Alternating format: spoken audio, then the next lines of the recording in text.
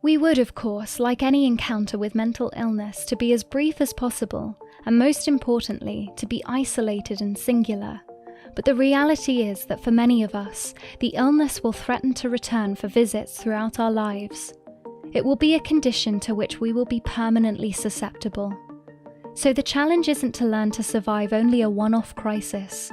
It's to set in place a framework that can help us to manage our fragility over the long term. Some of the following moves, practical and psychological, suggest themselves. Acknowledgement.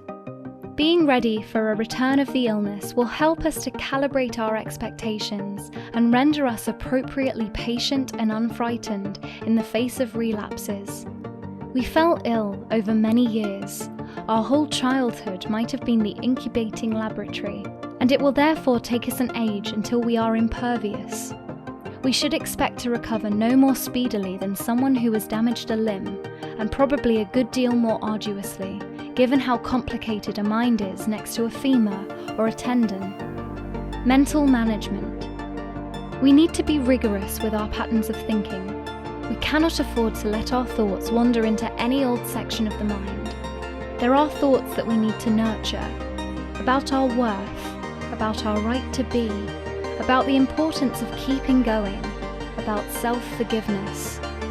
And there are thoughts we should be ruthless in chasing out, about how some people are doing so much better than us, about how inadequate and pitiful we are, about what a disappointment we have turned out to be. The latter aren't even thoughts.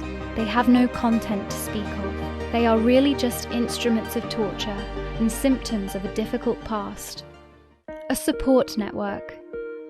A decent social life isn't, for the mentally fragile, a luxury or piece of entertainment.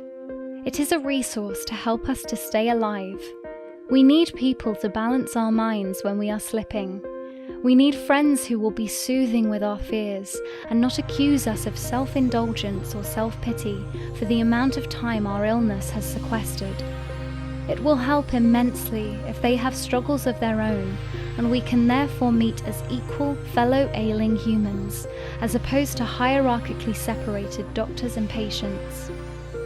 We'll need ruthlessness in expunging certain other people from our diaries, people who harbour secret resentments against us, who are latently hostile to self-examination, who are scared of their own minds and project their fears onto us. A few hours with such types can throw a shadow over a whole day. Their unsympathetic voices become lodged in our minds, and we feed our own ample stores of self-doubt. We shouldn't hesitate to socially edit our lives in order to endure. Vulnerability. The impulse when things are darkening is to hide ourselves away and reduce communication. We are too ashamed to do anything else. We should fight the tendency, and precisely when we cannot bear to admit what we are going through, we should dare to take someone into our confidence. Silence is the primordial enemy.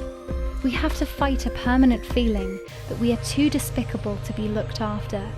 We have to take a gamble on an always implausible idea that we deserve kindness.